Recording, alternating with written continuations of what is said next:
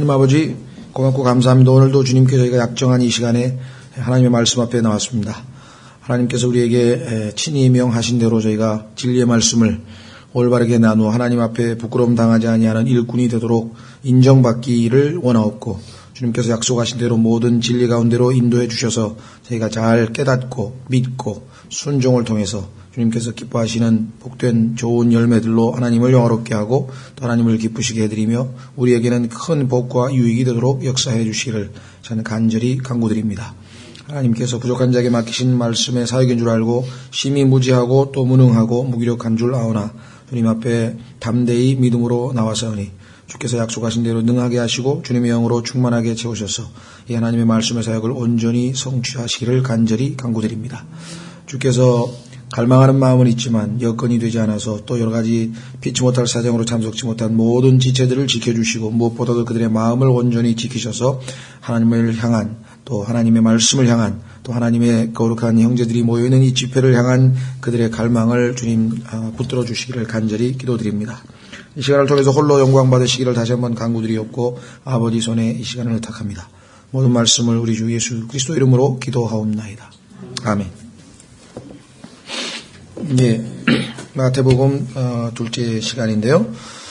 지난번에 사복음서가 어떻게 다른지, 또 왜 사복음서가 필요했는지, 또 사복음서에 대해서 구약 성경을 포함해서 어떻게 하나님께서 미리 암시하고 미리 말씀하고 계신지, 그래서 아주 1시간 동안 자세하게 우리가 사복음서에 관한 얘기를 했고, 그리고 그 다음 둘째 시간에는 마태복음에 대해서 마태복음이 갖는 특징이 무엇인지, 마태복음의 핵심 주제가 무엇인지, 마태복음이 갖는 성경에서의 위치가 무엇인지 등등을 살펴보았습니다. 그래서 오늘이 이제 마태복음 1장 1절서부터 우리가 강해로 들어가는데요. 지난번에 말씀드린 것처럼 마태복음은 1차적으로 유대인의 왕으로 오신 예수 그리스도를 우리에게 계시하시고, 그분이 다름 아닌 구약의 하나님께서 아브라함에게 약속하신 또 언약, 또 다윗에게 약속하신 언약, 그 언약을 성취하러 오신 분이라고 하는 사실을 우리에게 계시하시기 위해서 마태복음이 기록되었기 때문에 1차적으로 교리적으로 유대인을 염두에 두지 않으면, 잘못하면 마태복음 5장에 있는 산상설교를 가지고 이렇게 행동해야 하늘나라를 간다는 아주 참 엄청난 이단 교리를 만들어낼 수 있고, 마태복음 25장에 가면은 내 형제에게 물 한 그릇 떠다주고 또 감옥에 찾아가지고 뭐 이렇게 해야 봉사를 해야 하늘나라 가는 것처럼 이렇게 아주 이 잘못된 복음을 만들어내는 원인이 되기도 합니다. 그러니까 마태복음의 성격이 무엇인지, 하나님께서 마태복음의 주안점이 무엇인지에 대한 초점을 흐린 채 아무 구절이나 가져다가 자기 개인에게 막 적용해버리면 심각한 문제가 발생할 수 있다. 교리적으로는 1차적으로 유대인들에게 유대인의 왕을 소개하고, 그 왕은 그냥 온 것이 아니라 죄송합니다. 구약의 다윗에게 예언해서 그 다윗의 왕좌 위에서 다스릴 그 왕을 보내실 것. 그런데 그 다윗의 왕좌는 아브라함에게 하나님께서 약속한 땅에 세워지게 될 왕국이라고 하는 사실, 이것이 핵심 주제라고 하는 사실입니다. 그런데 그 분이 유대인들이 이 예수 그리스도를 메시아로 받아들이기를 거부했기 때문에 그들을 다시 마음을 돌이켜서 질투나게 해서 하나님께서 그 왕국을 세우시러 오시기까지 2000년 동안에 이 교회 시대의 이방인들에게 참 새로운 언약, 신약이 개인적으로 적용이 돼서 그 피해 언약으로 우리가 보혈로 구원을 얻는다. 이것은 이제 2차적인 얘기죠. 1차적인 얘기는 지금 초점을 유대인들에게 맞춰야 된다. 그런데 항상 마귀는 극단적인 방법으로 우리를 또 몰고 갑니다. 그래서 유대인들에게 해당되는 책을 우리가 읽을 필요가 뭐가 있느냐? 그렇죠? 그래서 마태복음은 전적으로 유대인들에게만 쓰여진 것으로 오해를 해서 아예 읽지도 않고 적용도 안 시키고 피해버리려고 하는 그런 또 어리석은 일들이 극단적 세대주의자들에 의해서 일어난다는 것이죠. 우리가 항상 조심해야 돼요. 실제로 보니까 이 책이 1장 1절서부터 유대인들을 향한 것이라고 하는 특징을 보여주는 구절이죠. 아브라함의 자손이시요 다윗의 자손이신 예수 그리스도의 세대에 대한 책이라. 아브라함은 민족적으로 봤을 때 유대인들의 조상이고, 다윗은 하나님께서 약속하신 유대인의 왕이요 그 왕좌의 영원한 왕을 세우시겠다고 약속하신 바로 그 장본인입니다. 그렇다면 아브라함의 자손이시요 다윗의 자손이라는 그 수식어구를 붙여서 예수 그리스도를 소개했다면 이것이 1차적으로 유대적 성격을 가지고 있다는 것은 분명하죠. 그러나 여러분도 아시다시피 여기에 보시면 예수 그리스도의 세대에 대한 책이라 라고 하는 이 세대라고 하는 단어 하나로 말미암아 이것이 단지 유대인들에게 대한 것만 아니라 예수 그리스도께서 낳으실 자손들, 낳으실 자녀들에 대한 책이라고 하는 것을 우리가 또 확인해 볼 수 있다는 것이죠.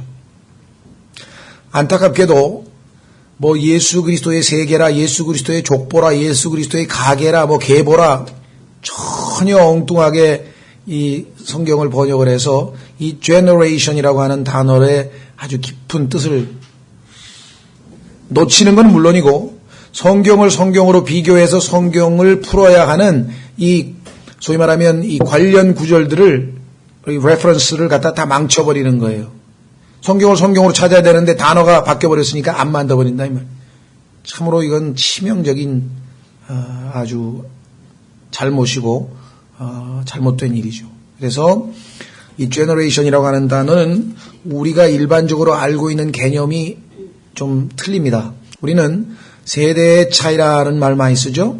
그래서 세대라고 하면은 우리 아버지 세대, 또 뭐 우리 뭐 자녀 세대, 그다음에 뭐 미래 세대 이렇게 해서 자꾸 세대를 시간의 개념과 연관시켜서 쓰려고 그래요. 시간의 개념.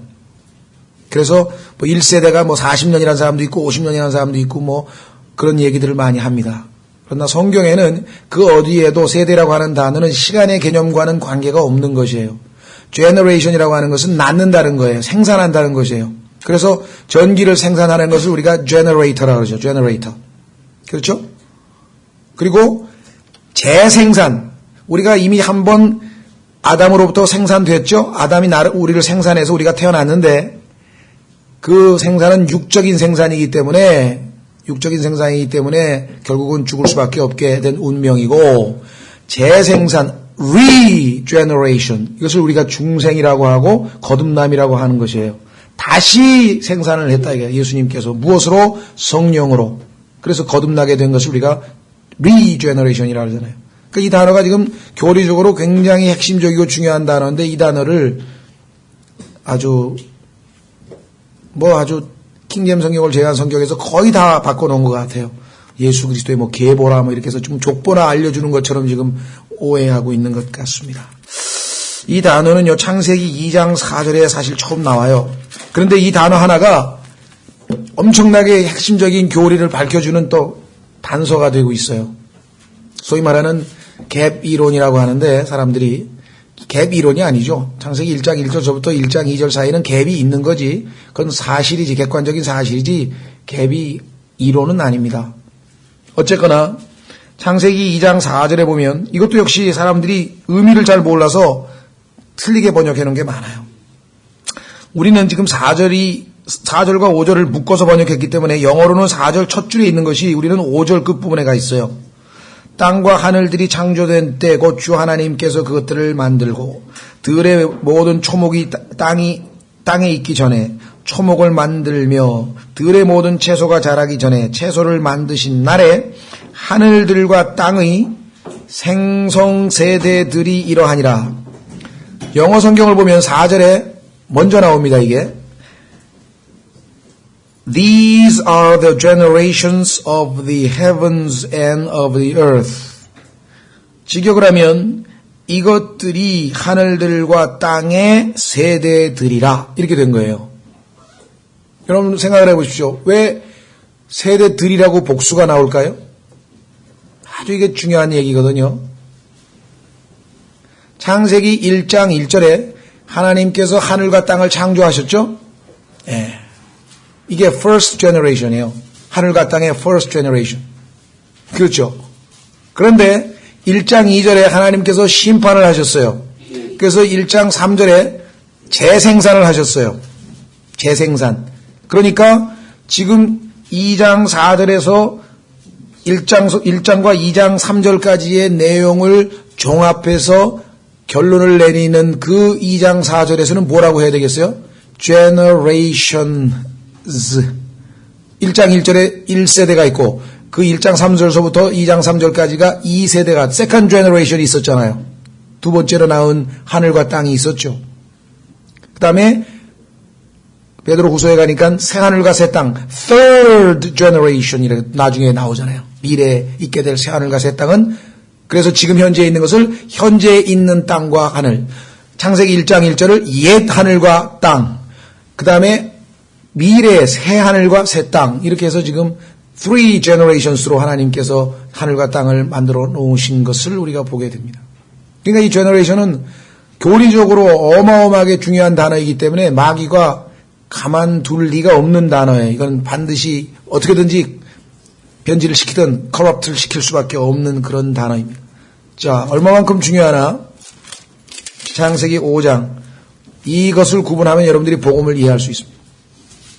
창세기 5장 3절. 5장 1절 죄송. 창세기 5장 1절과 마태복음 1장 1절. 창세기 5장에서 얘기한 북이란 말이 구약성경 소위 말하면 자 보십시오. 이것은 아담의 세대들에 대한 책이라. This is the book of generations of Adam.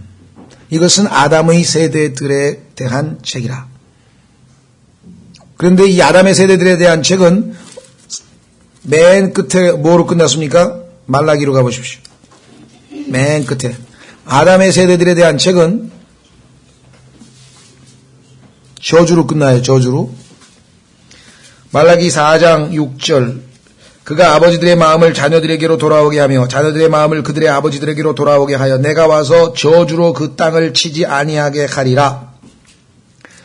우리 성경은 이렇게 되어 있지만 영어 성경을 보면은 맨 끝이 with a curse. 저주라는 단어로 구약 성경은 끝납니다. 그런데 고린도전서 15장 21절에 보면은 아담 안에서 모두가 다 죽었다. 이렇게 되어 있어요. 이 좀 엄청난 교리를 얘기하는 거죠. 아담의 세대들은 결국은 다 죽어요. 그렇죠? 그런데 자 마태복음 1장 1절에 뭐라고 되어 있냐면요. 똑같이 되어 있어요. This is the book of generation of Jesus Christ. 예수 그리스도의 세대에 대한 책이라. 차이점이 있죠. 첫 번째는 아담이에요. 두 번째는 마지막 아담이신 예수 그리스도의 세대예요. 그러니까 하나님이 보시기에는 이 세상에는 아담이 낳은 자들과 예수님이 낳은 자들. 그런데 예수님이 낳은 자들은 regeneration이야. 중생. 한 번, 왜? 두 번째니까. 아담이 한 번 낳았잖아요. 그 first잖아요. 그러니까 again이니까 다시니까 예수님이 낳은 예수님의 세대는 regeneration, 중생한 자들이란 말이죠. 그렇죠? 아담이 first 아담이고 예수님은 first 아담, last 아담이죠. 예수님은 성경에 보니까 아담은 first man, 첫 번째 사람. 예수님은 second man, 둘째 사람. 고린도전서에 나와 있어요. 15장에. 그러니까 창세기 5장 1절과 마태복음 1장 1절을 제대로 이해하는 사람은 성경 전체를 다 파악한 거예요, 사실은. 이 엄청난 두 세대밖에 없어, 하나님 보시기에는. 아담이 낳은 자들이든지 아담으로부터 태어난 자들이든지 예수 그리스도로부터 아담에게서 한 번 태어나고 예수님으로부터 다시 태어나서 두 번째로 태어난 자들인지 둘 중에 하나밖에 없다 이게. 그래서 예수 그리스도의 세대에 속한 자들은 영원히 하늘나라에서 행복하게 사는 거고 아담의 세대에 속한 자는 저주로 영원히 마감되는 것이고. 이게 얼마나 핵심적이고 중요한 단어입니까? 보세요. 더더군다나 generations 아담은 왜? 아담 거기 뭐라고 되어 있는지 아십니까? 3절에 보면은요.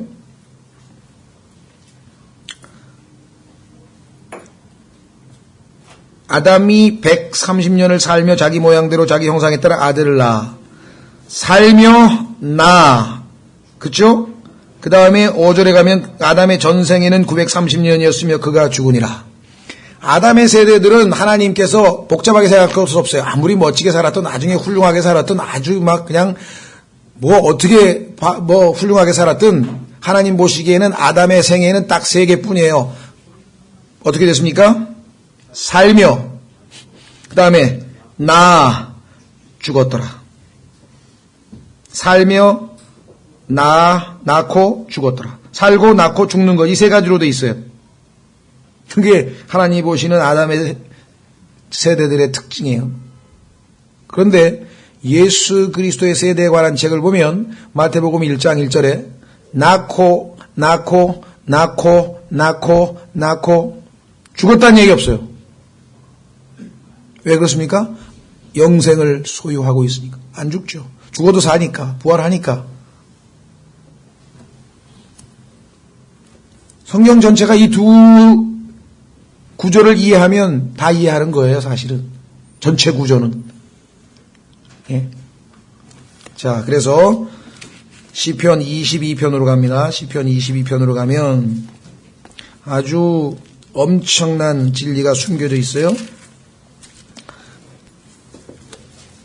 시편 22편은 시편 중에서 가장 유명한 시편입니다. 어떤 사람은 시편 23편이 더 유명하지 않습니까? 여호와는 나의 목자시니 주는 나의 목자시니.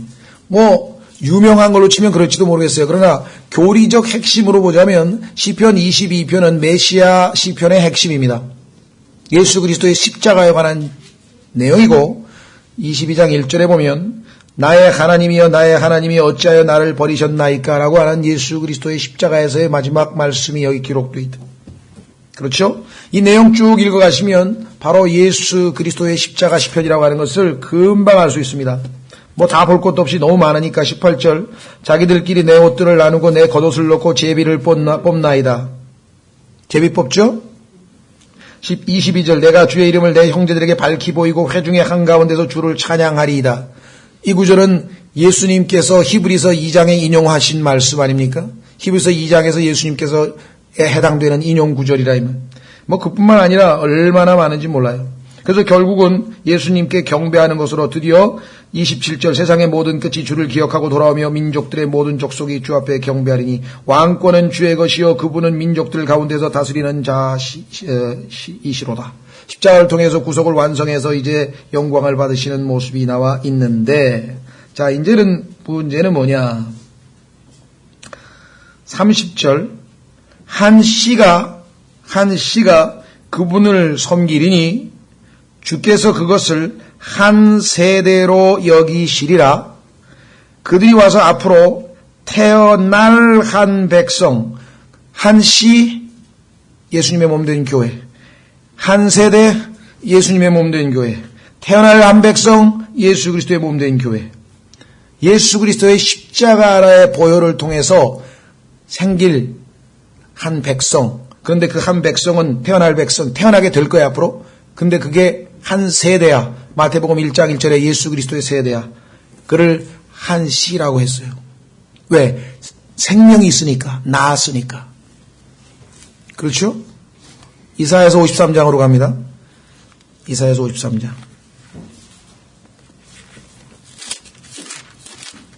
마태복음 1장 1절은 어마어마한 구절입니다. 이사야서 53장.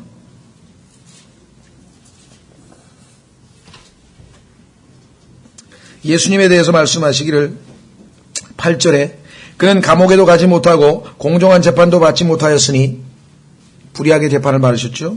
누가 여기 나왔잖아요. 그의 세대를 밝히 드러내리오. His generation. 그런데 이 세대가 누구냐? 밑으로 내려갑니다. 10절. 그러나 주께서 그를 상하게 하는 것을 기뻐하사, 주 하나님께서, 아버지께서 아들이 상하는 것을 기뻐하셨어요?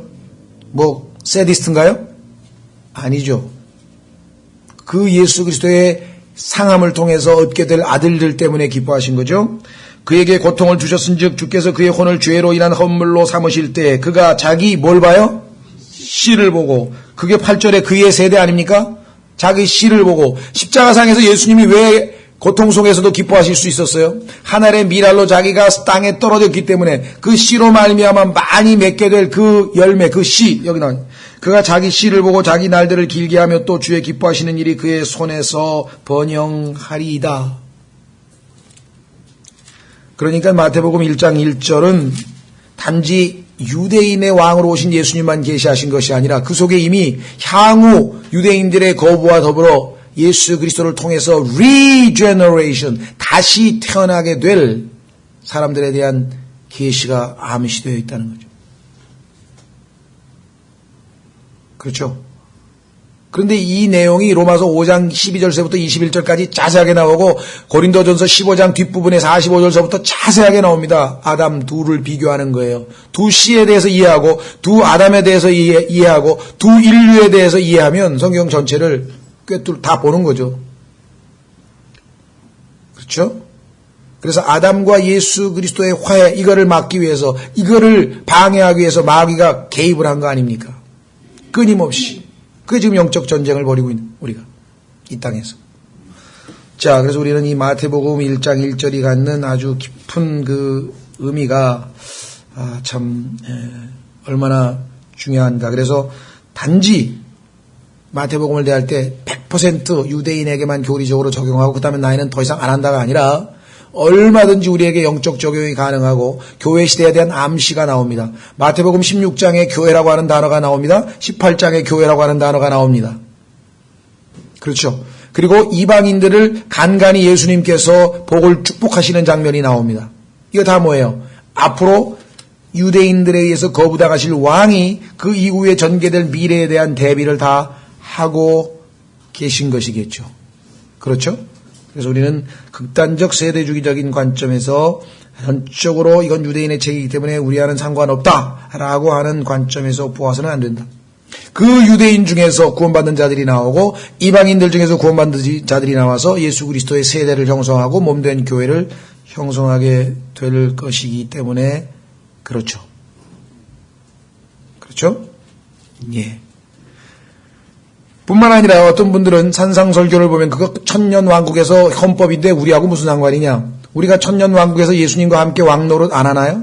그 왕노릇 하게 될 때 많은 고울들을, 더 많은 왕국들을 다스리게 될 이 등급의 차이에 있어서 우리는 마태복음 5장이 결정적인 기준이 될 것이라고 하는 것을 우리가 알고 있죠. 마태복음 5장의 산상설교를 통해서 우리가 하늘나라 가고 구원받는 것은 아니지만 그것이 교회시대 성도하고 아무 상관도 없다. 이렇게 극단적으로 주장하는 것은 전혀 잘못됐다는 사실을 우리는 알 수 있다는 거죠. 그래서 이 두 가지 양면을 우리가 균형 잡게 공부를 해야 된다. 자, 그러면 이제 1장 1절서부터 한번 들어가 보겠습니다. 아브라함의 자손이시오 다윗의 자손이신 예수 그리스도의 세대에 대한 책이라. 아주 이 다윗의 자손이라고 하는 말이 마태복음에만 9번이 반복됩니다. 그분이 바로 왕적인 정통성을 지닌 왕가의 후손이라고 하는 사실을 여기서 입증하려고 하는 것이죠. 유대인들에게 자, 하나님께서 역사를 통해서 쭉 다윗의 그 가문을 어떻게 이끌어 오셨는지를 확인하면서 놀랍게도 예수 그리스도까지가 마지막 이 다윗의 왕가입니다. 그리고 AD 70년에 티토에 의해서 예루살렘이 함락되면서 모든 자료가 다 소실돼서 그 이후에는 다윗의 왕손이 있는지 없는지 알 수가 없어요. 그래서 예수님이 마지막 왕이고 영원한 왕이 되시는 거죠. 자, 그래서 우리는 1장 1절에 아브라함의 자손이시오 다윗의 자손이신 예수 그리스도의 세대에 대한 책이라. 누가복음의 족보와 그다음에 마태복음의 족보와 구약의 역대기의 족보가 다 달라요. 그러니까 야, 이거 무슨 성경이 이런 책이 다 있냐. 똑같은 족보가 어떻게 다 다르냐. 관점에 따라서 하나님께서 강조하고 싶은 것을 강조하신 것이죠. 그래서 모순이 아니라 구약의 역사서는 있는 그대로의 역사적 사실을 기록을 한 겁니다. 반면에 누가복음은 아담으로부터 시작해서 즉 하나님까지 올라가죠. 아담은 하나님의 아들이었느니라고 마무리되죠. 족보가. 그래서 하나님으로부터 시작돼서 하나님의 아들인 아담으로 시작이 이어져서 요셉, 까지. 사실은 요셉이 아니고 마리아죠. 그런데 여자는 씨가 없기 때문에 대신 사위인 요셉이 그 마리아의 아버지 장인의 아들인 것처럼 성경에 기록을 해놨어요. 족보를 기록할 때는 그렇게 기록을 해야 되겠죠. 마태복음은 정통성 없는 자들, 소위 말하면 왕으로서의 자격을 갖추지 못한 사람들은 삭제해버려서 실제적으로 보면 14세대에서 아브라함서부터 예수님까지 42세대라고 했는데 실제 보면 훨씬 더 많아요. 그러니까 하나님이 보실 때에 정통성이 없는 그러한 이 왕들은 전부 다 삭제되어 있다고 하는 것을 우리가 염두에 두셔야 합니다. 밑으로 내려가서 어떻게 삭제됐는지는 뭐 한두 개만 좀 예를 들면서 한번 좀 살펴보도록 하죠.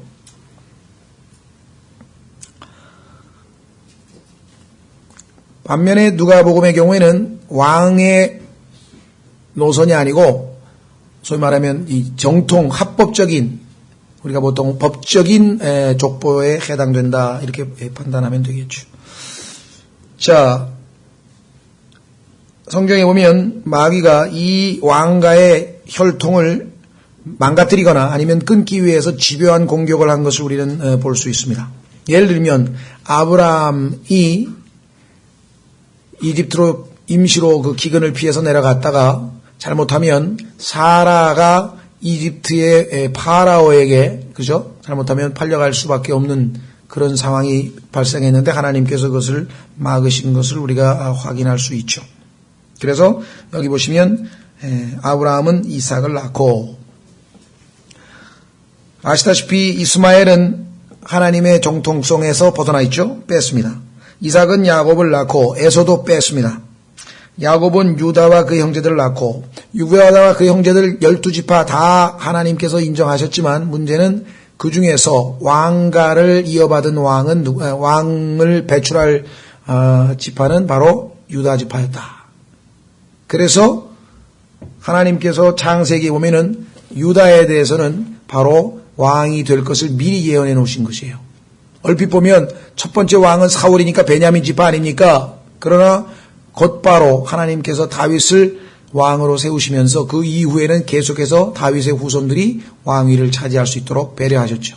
그 예언이 창세기 49장에 기록되어 있어요. 확인해 보겠습니다.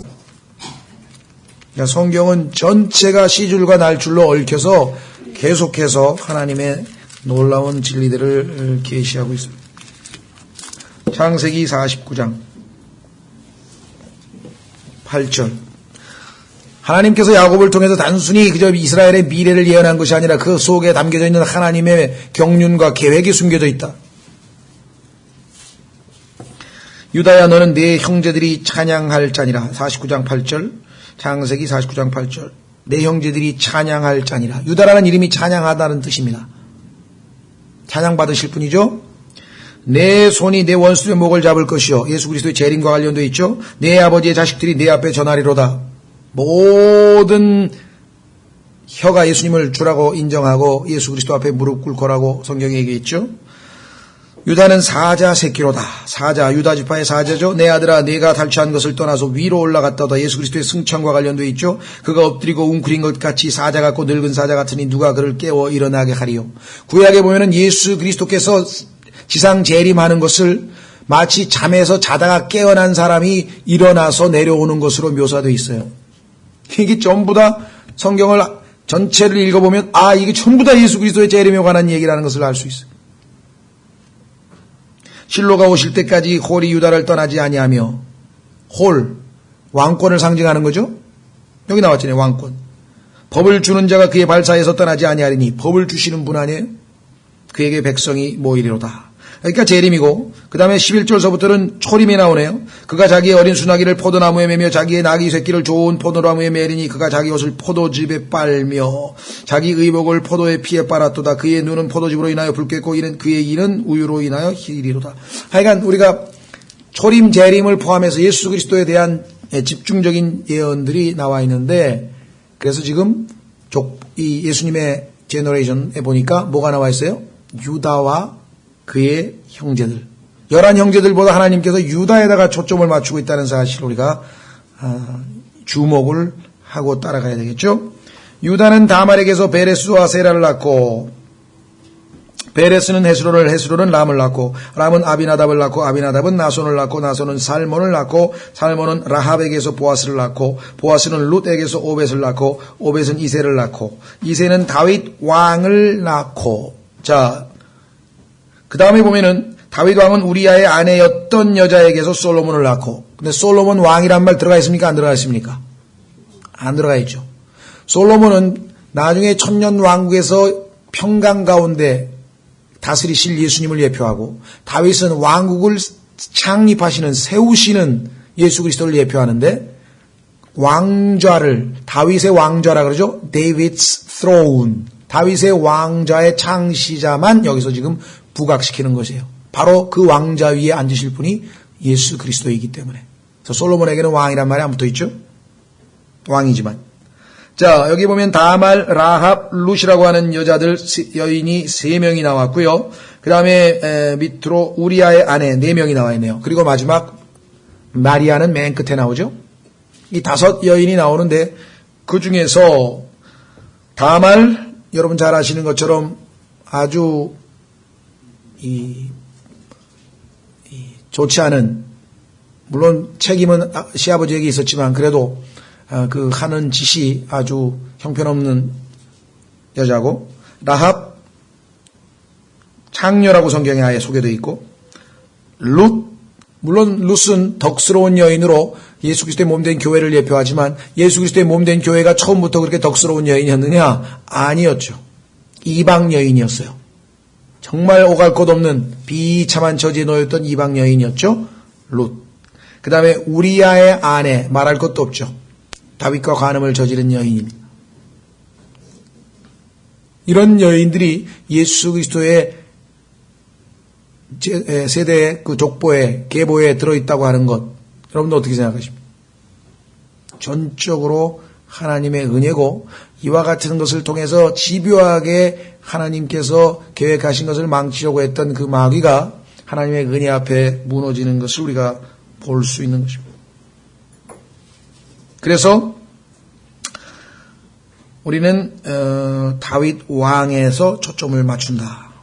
아주 중요하죠. 성경 전체가 바로 이 다윗 왕의 뒤를 이어 다윗의 왕좌에 앉으실 예수 그리스도를 소개하기 위해서 왕의 계보의 정통성을 지니신 분이다. 1장. 2장에 그 왕이 이렇게 태어났다. 3장. 왕이 이렇게 이제 본격적으로 침례를 받고 등장하신다. 4장. 그가 시험을 받으시고 드디어 이제 공생애를 시작하신다. 등등등. 이게 전부 다 왕을 초점을 맞추지 않으면, 왕국을 세우시면 이렇게 다스릴 것이다. 왕국 헌법 5장에서 7장. 그런데 그 왕은 어떤 능력을 지니셨는가? 기적을 행하시고 병을 고치시고 그래서 전능하신 분이시다. 8장, 9장 기적들 나옵니다. 10장에 가면은 10장서부터 이 유대인들이 예수 그리스도에 대해서 이제 반항하고 예수 그리스도를 거부하려고 하는 그러한 움직임을 보여서 결국은 11장에서 수고하고 모든 짐진 자들아 내게로 오라. 복음이 유대인뿐만 아니라 이제 유대인들은 예수 그리스도와는 한 걸음 떨어져 버리는, 그리고 본격적으로 13장에 가면은 이제부터는 비유로 말씀하신다. 왜? 유대인들은 눈이 멀었어. 귀도 멀었어. 들어도 못 듣겠다지도 못하고 봐야 볼 수도 없는 자들이야. 영적으로. 그래서 이제 제자들만 대상으로 특별히 알아들을 수 있는 비유로 제자들에게만 말씀하시는 내용이 쭉 나옵니다. 그렇죠? 그리고 이제 16장에서 교회를 세우시겠다는 말씀을 하시고, 그리고 이제 단호하게 유대인들에게 어린 양으로서 자기 자신을 계시하시기 위해서 예루살렘을 향해서 담대히 나아가시고, 드디어 배척당하시고, 드디어 거부당하시고, 못 박히시고. 이제 왕이 계속 초점을 맞추시면, 이 마태복음 전체의 주제를 놓치지 않은 가운데 우리가 마태복음을 읽어낼 수 있고, 물론 자세한 내용들은 우리가 공부를 더 자세하게 해야 되겠죠. 자, 여기서 이제 한 가지 중요한 것은 우리아의 아내였던 여자에게서라고 하는 표현이 아주 중요합니다. 개역 성경을 포함해서 영어 모든 성경에서 다 어떻게 되어 있냐면요. 우리아의 아내에게서, 솔로몬을 낳고 이렇게 됐어요. 그러면 우리아의 아내에게서 솔로몬을 낳으면 어떻게 된 거예요? 간음이죠, 간음. 그런데 솔로몬은 우리아가 죽고 정식으로 밧세바가 다윗의 아내가 되어서 합법적인 상황에서 낳은 아들입니다. 간음으로 낳은 아들은 하나님께서 전혀 이 왕과의 정통성에 문제가 없다는 것을 입증하기 위해서 죽었다고 성경에 분명히 구약 성경에 기록해 놨어요. 간음으로 낳은 아이는 죽었죠. 지금은 우리아의 아내였던 여자였지 우리아의 아내에게서 솔로몬을 낳고 이건 뭐 어떤 분은 뭐 그렇게까지 얘기하십니까 싶지만 이게 얼마나 중요한 단어면 하나님께서 이 우리아의 아내였던이란 말을 그렇게 강조하고 성경에 썼겠어요. 심각한 얘기. 솔로몬은 간음으로 인해 태어난 왕이 아니에요. 그러면 예수 그리스도께서 솔로몬으로 예표돼서 천년왕국에서 평강의 왕으로 다스릴 예수님을 예표하고 있는 인물이 그렇게 탄생이 그래야 되겠는가? 하나님께서 그렇지 않다라고 우리에게 말씀하시는 거죠. 자, 그래서 우리는 이 6절에 모든 잘못된 성경에서 잘못된 것을 확인을 해놓고 있어야 됩니다. 7절 솔로몬은 르호보암을 낳고 르호보암은 아비야를 낳고 아비야는 아사를 낳고 아사는 여호사밧을 낳고 여호사밧은 요람을 낳고 요람은 우시아를 낳고 여기 이제 문제가 발생했어요. 다른 데도 뭐 다 자세하게 찾으면 나오겠지만 제일 유명한 데가 바로 여기이기 때문에 한 가지만 이 샘플로 한번 우리가 보겠습니다. 분명히 성경에 보니까 여호사밧의 아들 요람이 있죠. 그러면 여호사밧과 우시아 사이에는 요람만 있는 게 아니라 요람 밑으로 아하시아, 요아스, 아마샤라고 하는 세 왕이 더 있었어요. 근데 하나님께서는 이 세 왕은 기록해 놓지 않으셨다. 그것이 바로 다윗의 왕가의 정통성을 확보하기 위해서라는 것이 초점이 바로 왕가의 초점에 맞춰 있다. 왜냐? 마태복음은 왕의 족보를 우리에게 가르쳐 주시는 거니까 이 사람들은 왕의 자격이 없는 자들이에요. 그리고 하나님이 보시기에 왕으로 인정하지 않는 자라는 뜻이에요. 왜 그럴까요? 이 여호사밧은 상당히 훌륭한 왕이었습니다. 그런데 훌륭한 행에도 약점이 있죠. 다윗에게도 약점이 있듯이. 그래서 참 개혁도 잘하고 훌륭한 왕이었는데 교만해가지고 영적으로 소위 말하면 하나님께서 원치 않는 이 혼인을 했어요. 그래서 누구랑 결혼을 했는 거 아니 북왕국 악한 왕 중에 아합이 있었는데 그 아합의 누이고 아합의 아버지가 오므리인데 오므리의 딸이에요. 이해가 되시죠? 아합이 악한 왕인데 그 바로 윗 왕이 오므리예요. 그런데 그 오므리의 딸이며 아합의 누이야. 이해가 되시죠? 그 여자의 이름이 아달랴입니다. 근데 그 아달랴하고 여호사밧이 결혼을 했어요. 그런데 그 아달랴라고 하는 여자는 행실이 좋지 않은 여자였는지 누구에게서부터 난 자식인지 모르겠는데 자식이 하나 있었어요. 그 자가 아하시아라고 하는 자인데 아하시아. 그런데 이 자는 성경에 아무 얘기도 없고 이게 소위 말하면 요즘으로 얘기하면 무슨 뭔가 약간 불륜관계 비슷하게 해서 난 거야. 그러니까 이거 왕가로 들어올 수 없는데 그 여자하고 여호사밧하고 혼인을 하게 되니까 왕의 자식으로 됐잖아요. 그렇죠? 그래서 그가 이 성경에 보면은 열왕기 하의 8장에 보면 22살의 왕이 됐다고 그렇게 써 있어요. 근데 실제로는 이스라엘의 경우에는 왕이 전쟁에 나가면 그 아들이 임시로 왕을 합니다. 전쟁에 나갔기 때문에 전쟁에서 죽을 수도 있잖아요. 그래서 임시로 왕을 해서 왕에 올랐다고 성경에 기록도 있어요. 그래서 여호사밧 왕이 전쟁 나갔을 때 22살 때 왕을 임시로 하다가 아버지가 전쟁에서 돌아왔기 때문에 이제 왕에서 내려왔죠. 그리고 역대기 하에 보면은 42살에 아하시아가 왕이 올랐다 이렇게 써 있어요. 이게 얼핏 보면 왜 22살에 왕이 됐다 그랬다가 42살에 왕이 됐다 그랬다가 이것은 아까 말씀드린 것처럼 바로 이 전쟁 나간 사이에 임시로 왕을 했던 그 짧은 기간 때문에 그렇게 된 것이죠. 그래서 이 왕은 그다음에 그 외의 후손인 요아스, 아마샤에 이르기까지 세 세대의 왕은 하나님께서 올바른 시가 아니기 때문에 인정을 안 했습니다.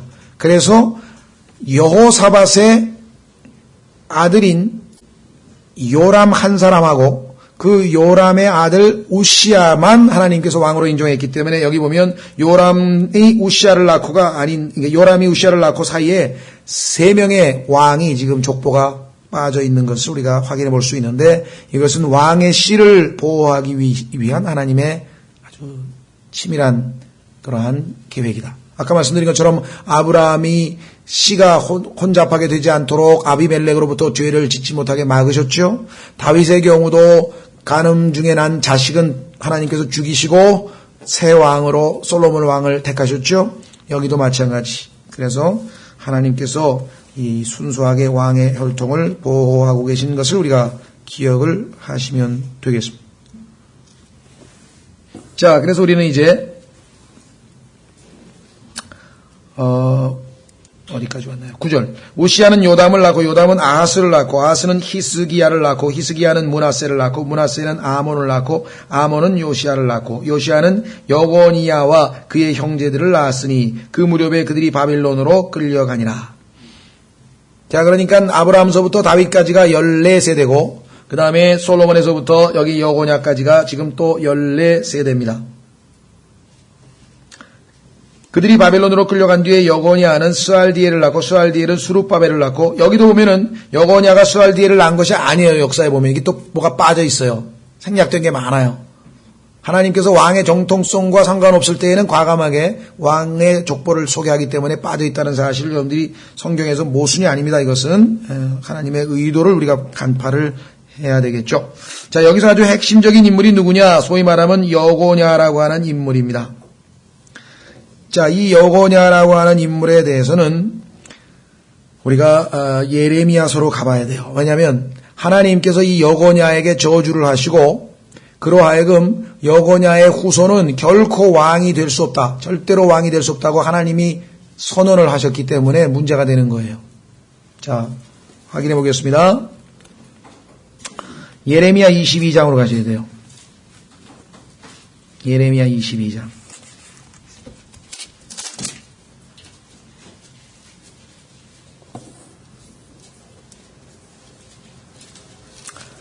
예레미야 22장에 가시면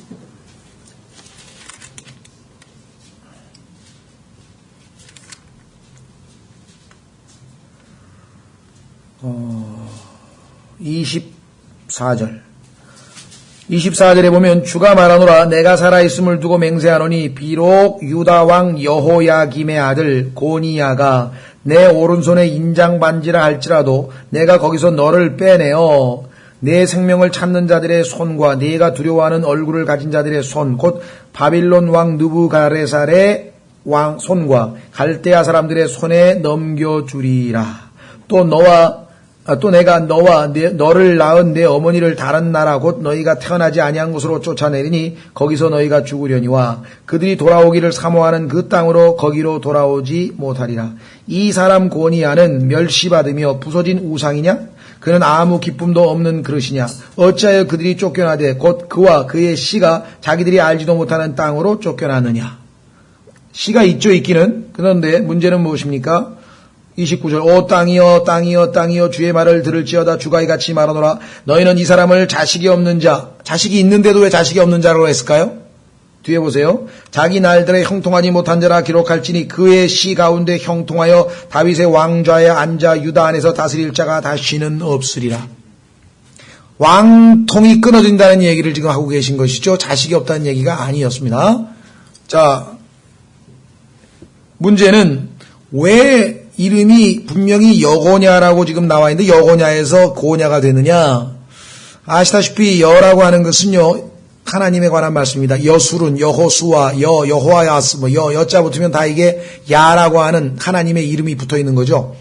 모음이 바뀌는 거죠. 원래 하나님의 이름은 야라고 하는 이름이 하나님의 이름 중에 하나인데 그게 예수님에 붙거나 뭐에 붙거나 이게 이제 여로 바뀐다 말이죠. 그래서 이 여고냐라고 하는 이름은 여호와께서 세우신다라고 하는 이름인데 여호와께서 세우신 게 아니라 멸하셨잖아요. 포로로 잡혀가게 만드셨잖아요. 그러니 여라고 하는 하나님이 있을 수가 없죠. 그래서 하나님께서 아예 하나님이라는 여를 빼버렸어요. 이름에서. 그래서 고냐가 되어버렸어요. 고냐.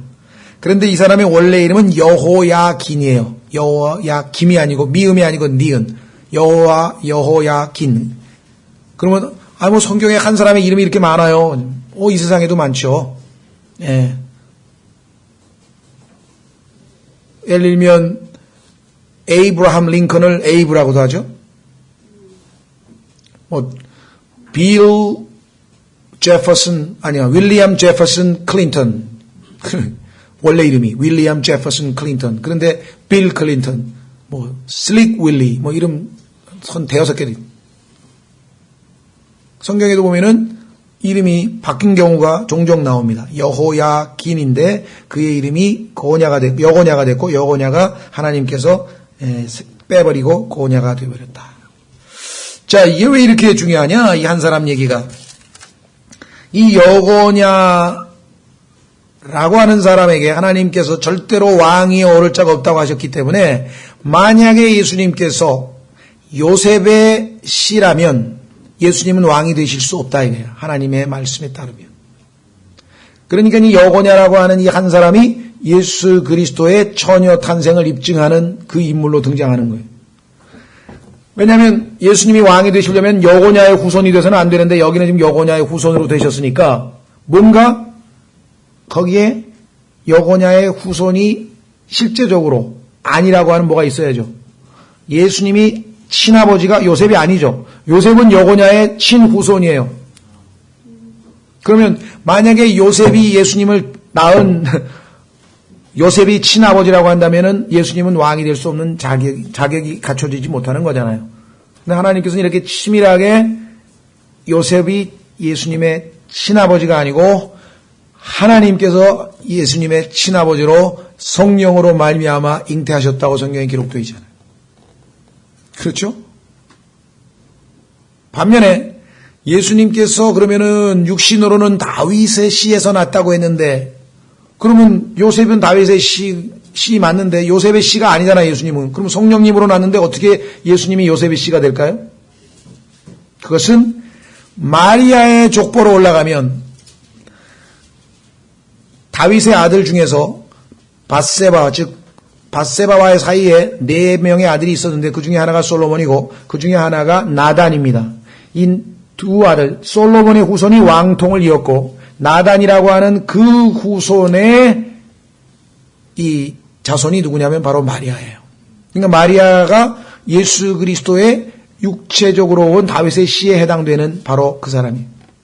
그러니까 결국은 마리아와 요셉이 올라가면 어디에서 만나요? 다윗에서 만나죠. 그렇죠? 하나님께서 이렇게 치밀하게 메시아를 보내실 계획들을 가지고 계셨다는 것은 참으로 놀라운 일입니다. 그래서 성경에 보면 예수님이 그냥 저기 하신 게 아니라 성경대로 그렇죠?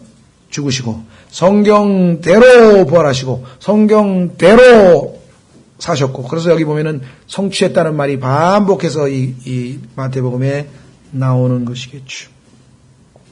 자, 그래서 우리는 이 메시아의 가계가 바로 이 중요한 그래서 예수님이 창세기 3장 15절에 여인의 씨, 여자의 씨.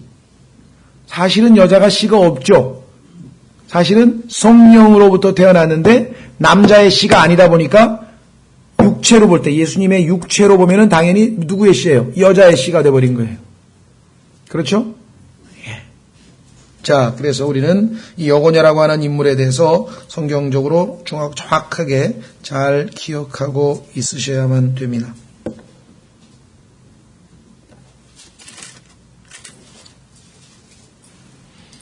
자, 그 다음에 이제 우리는 밑으로 내려가면은, 그들이 바벨론으로 끌려간 뒤에 여고냐는 스알디엘을 낳고, 스알디엘은 스룹바벨을 낳고, 스룹바벨은 아비웃을 낳고, 아비웃은 엘리야김을 낳고, 엘리야김은 아소르를 낳고, 아소르는 사독을 낳고, 사독은 아킴을 낳고, 아킴은 엘리웃을 낳고, 엘리웃은 엘리아사를 낳고, 엘리아사는 마탄을 낳고, 마탄은 야곱을 낳고, 야곱은 마리아의 남편 요셉을 낳았으니, 자,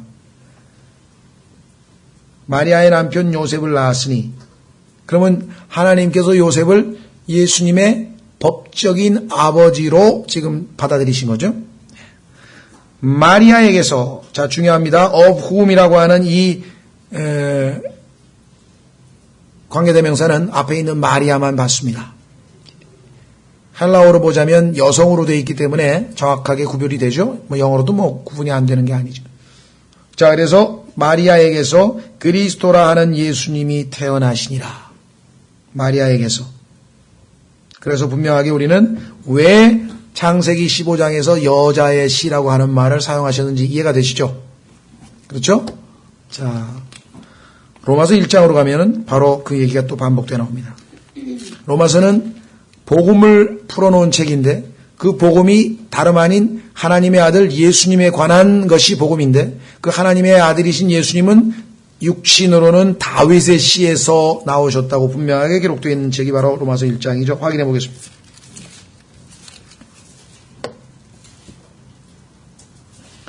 로마서 1장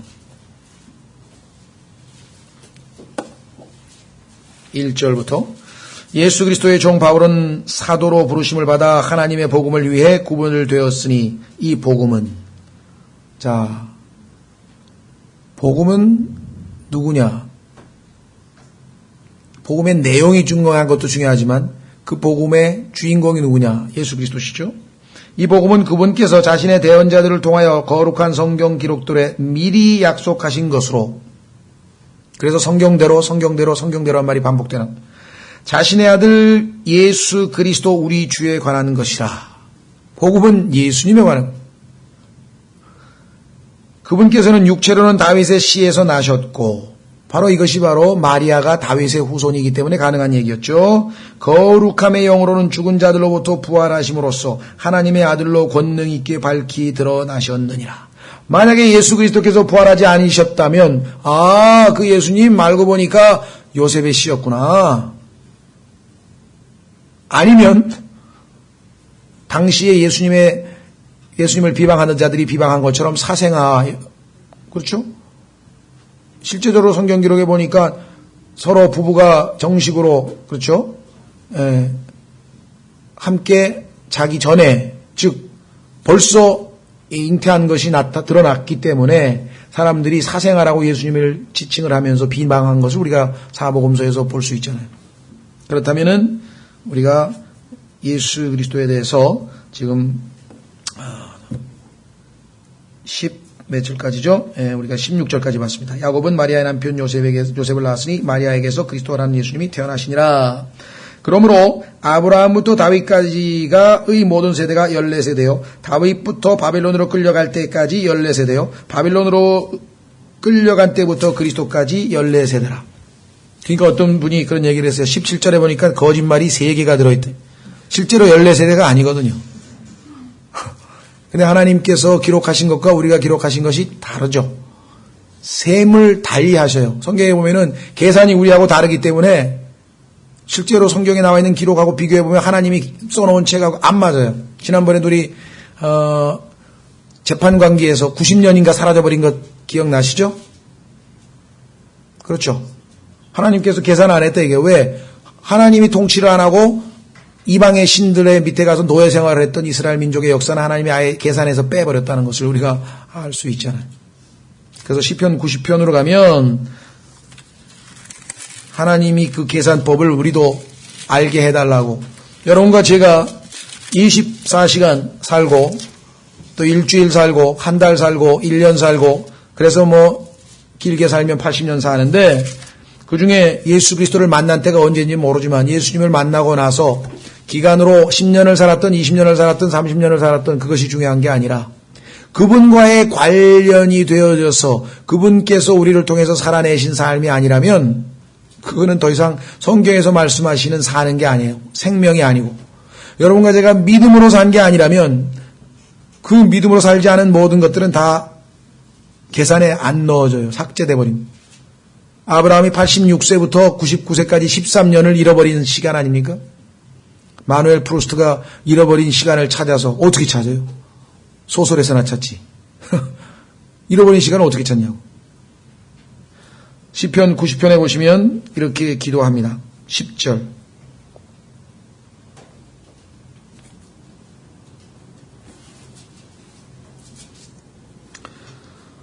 시편 90편